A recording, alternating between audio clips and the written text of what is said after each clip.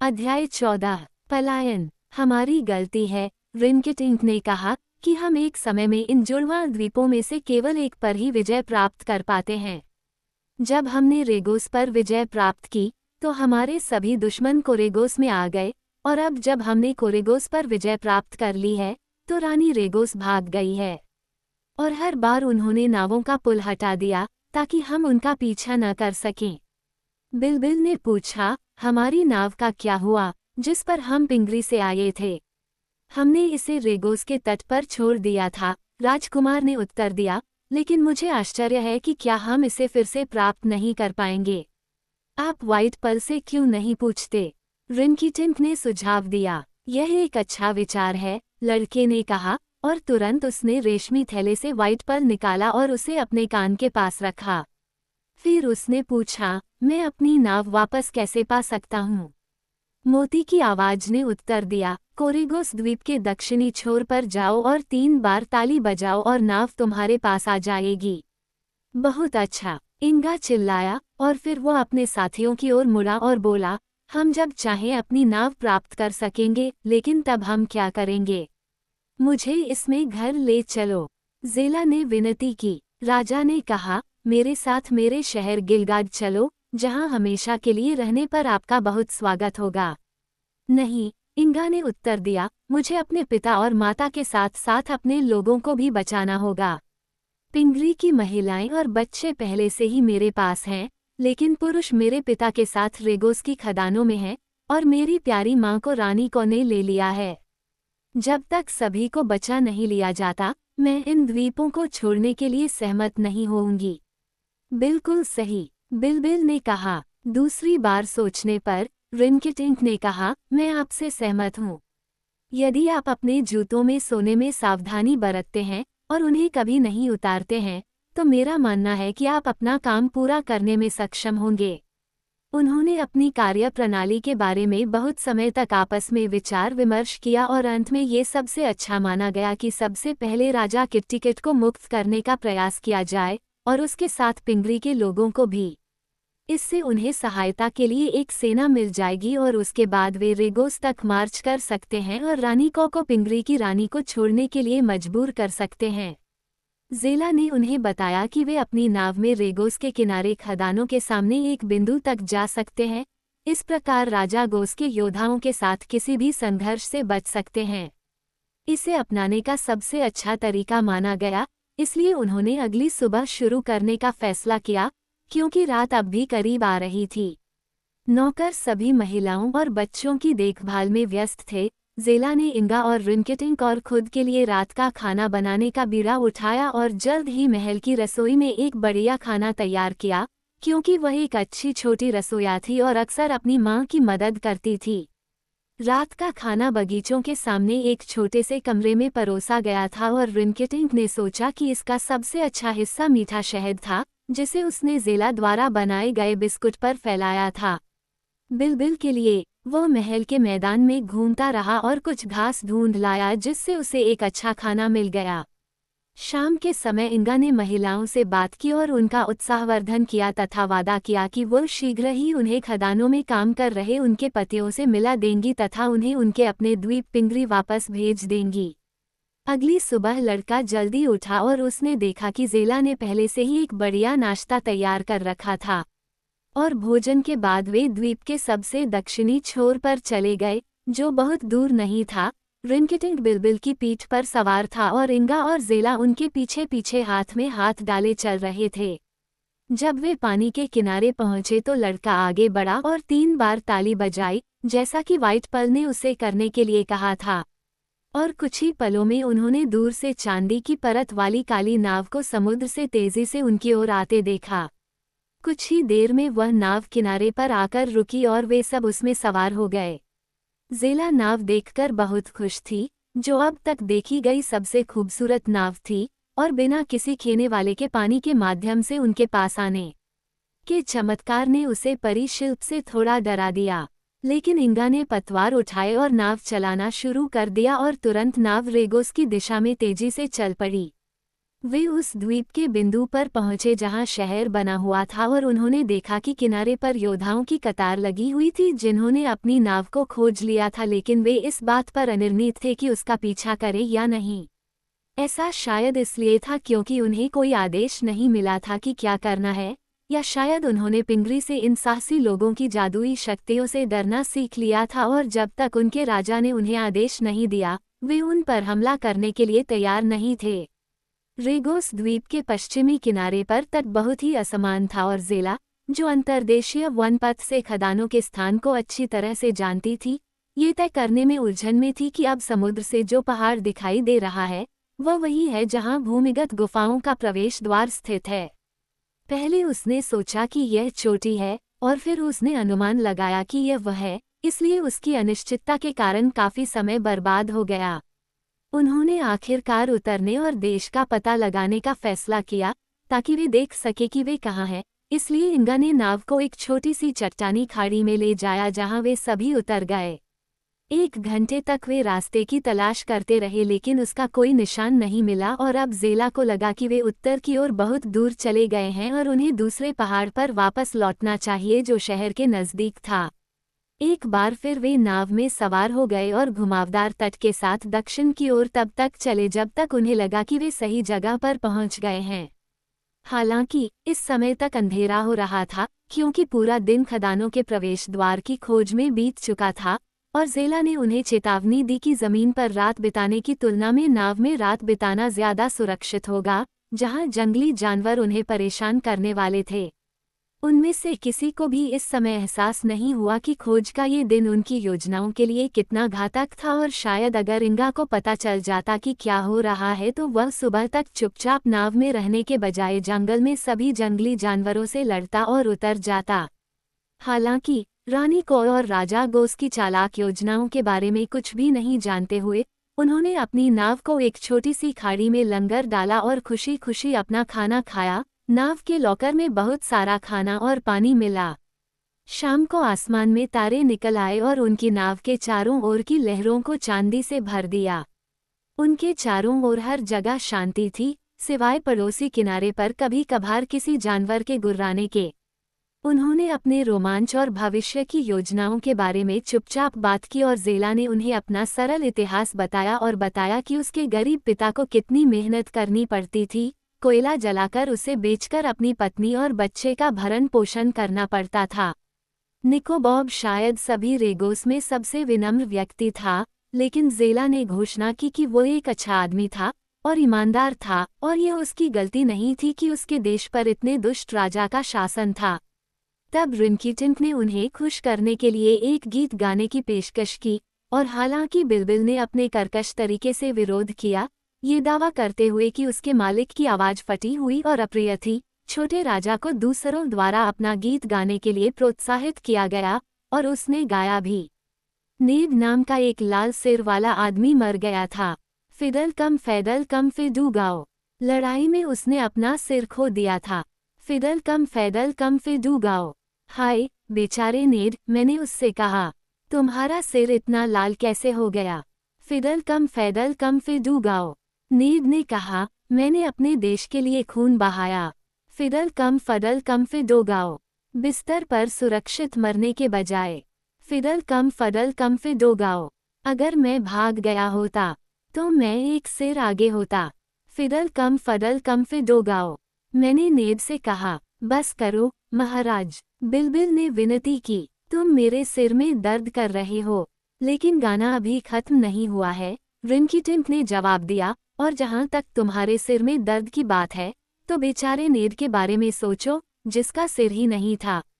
मैं तुम्हारी उदास गायकी के अलावा कुछ भी नहीं सोच सकता, बिलबिल ने जवाब दिया। तुमने एक खुशनुमा विषय क्यों नहीं चुना, बजाय इसके कि तुम ये बताओ कि कैसे एक मरे हुए आदमी ने अपना लाल सिर खो दिया। सच में रिनकीटिंक, मैं तुम पर हैरान हूँ, राजा ने कहा। मैं एक जीवित आदमी के बारे में एक शानदार गीत जानता हूँ। तो फिर इसे मत गाओ, बिलबिल ने विनती की। ज़ेला बकरी के अपमानजनक शब्दों से हैरान और दुखी थी, क्योंकि उसे रिनकीटिंक का गाना बहुत पसंद था और उसे राजाओं और उच्च अधिकारियों के प्रति उचित सम्मान सिखाया गया था। लेकिन अब जब देर हो रही थी तो उन्होंने सोने का फैसला किया ताकि वे अगली सुबह जल्दी उठ सके, इसलिए वे सभी बड़ी नाव के नीचे लेट गए और खुद को कंबल से ढक लिया, जो उन्होंने ऐसे ही मौकों के लिए सीटों के नीचे संग्रहित पाया था। वे जल्दी ही सो गए और सुबह होने तक नहीं जागे। जल्दी जल्दी नाश्ता करने के बाद, क्योंकि इंगा अपने पिता को आज़ाद कराने के लिए उत्सुक था, लड़के ने नाव को किनारे पर पहुंचाया और वे सभी उतर गए और रास्ता ढूंढने लगे। ज़ेला ने अगले आधे घंटे में रास्ता ढूंढ लिया और घोषणा की कि वे खदानों के प्रवेश द्वार के बहुत करीब होंगे, इसलिए वे उत्तर की ओर जाने वाले रास्ते पर चल पड़े। पहले इंगा गया, फिर ज़ेला उसके पीछे, जबकि रिंकिटिंक बिल्बिल की पीठ पर सवार होकर पीछे आया। कुछ ही देर में उन्होंने देखा कि उनके सामने एक बड़ी चट्टान की दीवार खड़ी है, जिसमें एक छोटा मेहराबदार प्रवेश द्वार है, और इस प्रवेश द्वार के दोनों ओर तलवार और भाले से लैस एक रक्षक खड़ा है। खदानों के रक्षक राजा गोस के योद्धाओं की तरह इतने क्रूर नहीं थे, उनका कर्तव्य दासों से उनके काम करवाना और उन्हें भागने से बचाना था, लेकिन वे उतने ही क्रूर थे जितना कि उनके क्रूर स्वामी उन्हें चाहते थे, और उतने ही कायर थे जितने कि वे क्रूर थे। इंगा प्रवेश द्वार पर खड़े 2 व्यक्तियों के पास गई और बोली, क्या ये रास्ता राजा गोस की खदानों तक जाता है? हाँ, एक गार्ड ने जवाब दिया, लेकिन जो एक बार अंदर चला गया, उसे बाहर जाने की अनुमति नहीं है। फिर भी, लड़के ने कहा, हम अंदर जाने का इरादा रखते हैं और जब भी हमें ऐसा करने की इच्छा होगी हम बाहर आ जाएंगे। मैं पिंगरी का राजकुमार हूँ, और मैं अपने लोगों को आज़ाद कराने आया हूँ, जिन्हें राजा गोस ने गुलाम बना लिया है। अब जब दोनों पहरेदारों ने ये भाषण सुना तो वे एक दूसरे की ओर देखकर हंसने लगे, और उनमें से एक ने कहा, राजा सही कह रहे थे, क्योंकि उन्होंने कहा था कि लड़का यहाँ आने वाला है और वह अपने लोगों को मुक्त कराने की कोशिश करेगा। इसके अलावा राजा ने आदेश दिया था कि हमें छोटे राजकुमार को खदानों में रखना चाहिए और उसे उसके साथियों के साथ काम पर लगाना चाहिए। तो फिर हमें राजा की बात माननी चाहिए, दूसरे व्यक्ति ने उत्तर दिया। इंगा ये सुनकर आश्चर्यचकित हुई और पूछा, राजा गोस ने तुम्हें यह आदेश कब दिया? महामहिम कल रात यहाँ स्वयं आए थे, उस व्यक्ति ने उत्तर दिया, और 1 घंटे पहले ही वे फिर चले गए। उन्हें संदेह था कि आप यहाँ आ रहे हैं और उन्होंने हमसे कहा कि यदि संभव हो तो हम आपको पकड़ लें। इस खबर ने लड़के को बहुत चिंतित कर दिया, अपने लिए नहीं बल्कि अपने पिता के लिए, क्योंकि उसे डर था कि राजा कुछ शरारत करने वाला है। इसलिए वह जल्दी से खदानों में घुस गया और पहरेदारों ने उसे या उसके साथियों को रोकने के लिए कुछ नहीं किया। उन्हें आदेश दिया गया कि उसे अंदर जाने दिया जाए लेकिन बाहर न आने दिया जाए। साहसी लोगों का छोटा समूह एक लंबे चट्टानी गलियारे से गुजरा और एक छोटी चौड़ी गुफा में पहुंचा, जहां उन्हें 1 दर्जन पहरेदार और 100 दास मिले, जिनमें से दास कुदाल और फावड़े से सोना खोदने में व्यस्त थे, जबकि पहरेदार लंबे चाबुक लेकर उनके ऊपर खड़े थे। इंगा ने इन गुलामों में पिंगरी के कई लोगों को पाया, लेकिन राजा किट्टिकट इस गुफा में नहीं था, इसलिए वे इससे होकर गुजरे और दूसरे गलियारे में प्रवेश किया जो दूसरी गुफा की ओर जाता था। यहाँ भी सैकड़ों लोग काम कर रहे थे, लेकिन लड़के को उनमें अपना पिता नहीं मिला, इसलिए वह तीसरी गुफा में चला गया। गलियारे नीचे की ओर झुके हुए थे, इसलिए वे जितना आगे बढ़ते गए, वे धरती में उतने ही नीचे उतरते गए, और अब उन्हें हवा गर्म और बंद लग रही थी और सांस लेना मुश्किल हो रहा था। मजदूरों को रोशनी देने के लिए दीवारों में जलती हुई मशालें लगी हुई थीं और इनसे भीषण गर्मी और बढ़ गई। तीसरी और सबसे निचली गुफा खदानों में सबसे आखिरी थी, और यहाँ बहुत सारे गुलाम थे और उन्हें काम पर रखने के लिए बहुत सारे पहरेदार थे। अब तक किसी भी पहरेदार ने इंगा के दल पर कोई ध्यान नहीं दिया था, बल्कि उन्हें अपनी मर्जी से आगे बढ़ने दिया था, और जब गुलाम लड़के और लड़की और आदमी और बकरी पर उत्सुक नजरें डाल रहे थे, तो उन्होंने कुछ भी कहने की हिम्मत नहीं की। लेकिन अब लड़का पिंगरी के कुछ आदमियों के पास गया और अपने पिता के बारे में पूछा, और उनसे कहा कि वे पहरेदारों से न डरें क्योंकि वह उन्हें कोड़ों से बचाएगा। फिर उसने बताया कि राजा किट्टिकट वास्तव में इसी गुफा में पिछली शाम तक काम कर रहा था, जब राजा गोस आया और उसे ले गया, अभी भी जंजीरों से लदा हुआ। मुझे लगता है, राजा रिंकिटिंक ने ये रिपोर्ट सुनकर कहा, कि गोस आपके पिता को रेगोस ले गया है, ताकि हम उन्हें बचा न सकें। हो सकता है कि वह बेचारे टिकट को किसी तहखाने में छिपा दे जहां हम उसे ढूंढ न सकें। शायद तुम सही हो, लड़की ने उत्तर दिया, लेकिन मैं उसे ढूंढने के लिए कृतसंकल्प हूँ, चाहे वह कहीं भी हो।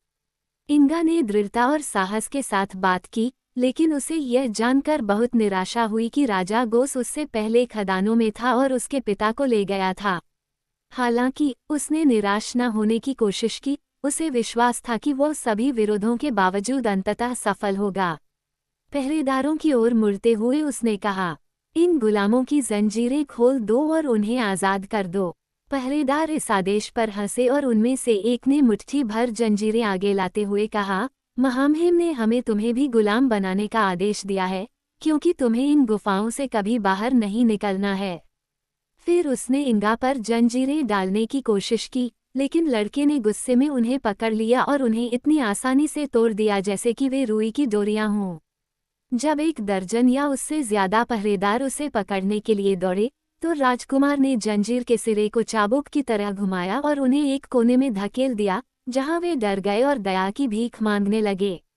बालक राजकुमार की अद्भुत शक्ति की कहानियां पहले ही रेगोस की खदानों तक फैल चुकी थीं, और यद्यपि राजा गोस ने उन्हें बताया था कि इंगा से उसकी सारी जादुई शक्ति छीन ली गई है, लेकिन अब पहरेदारों को पता चल गया था कि यह सच नहीं है, इसलिए उन्होंने उसका विरोध करने का प्रयास न करना ही बुद्धिमानी समझा। गुलामों की जंजीरें उनके टखनों और कलाइयों पर कसी हुई थीं, लेकिन इंगा ने अपने हाथों से स्टील की जंजीरों को तोड़ दिया और बेचारे लोगों को आज़ाद कर दिया, न केवल पिंगरी के लोगों को बल्कि उन सभी को भी जो राजा गोस के कई युद्धों और छापों में पकड़े गए थे। वे बहुत आभारी थे, जैसा कि आप अनुमान लगा सकते हैं, और राजकुमार इंगा के आदेशानुसार किसी भी कार्रवाई में उनका समर्थन करने के लिए सहमत हुए। वो उन्हें बीच वाली गुफा में ले गया, जहां उसके आने पर सभी पहरेदार और पर्यवेक्षक डरकर भाग गए, और जल्द ही उसने खदान के उस हिस्से में काम कर रहे गुलामों की जंजीरें तोड़ दीं। फिर वे पहली गुफा के पास पहुंचे और वहां मौजूद सभी लोगों को आज़ाद कर दिया। राजा गोस के सेवकों ने दासों के साथ इतना क्रूर व्यवहार किया था कि वे बदला लेने के लिए उनका पीछा करके उन्हें मार डालने के लिए आतुर थे, लेकिन इंगा ने उन्हें रोक लिया और उन्हें अलग अलग समूहों में बांट दिया, प्रत्येक समूह का अपना नेता था। फिर उसने नेताओं को एक साथ बुलाया और उन्हें रेगोस शहर के रास्ते पर अच्छे क्रम में मार्च करने का निर्देश दिया, जहां वह उनसे मिलेगा और उन्हें बताएगा कि आगे क्या करना है। वे उसकी आज्ञा मानने के लिए तुरंत तैयार हो गए और खदानों से लाए गए लोहे की सलाखों और कुदालों से खुद को सुसज्जित करके दासों ने शहर की ओर कूच करना शुरू कर दिया। ज़ेला पहले तो चाहती थी कि उसे पीछे छोड़ दिया जाए ताकि वह अपने घर जा सके, लेकिन न तो रिनकेटिंग और न ही इंगा ने सोचा कि जंगल में अकेले भटकना उसके लिए सुरक्षित है, इसलिए उन्होंने उसे अपने साथ शहर लौटने के लिए राजी किया।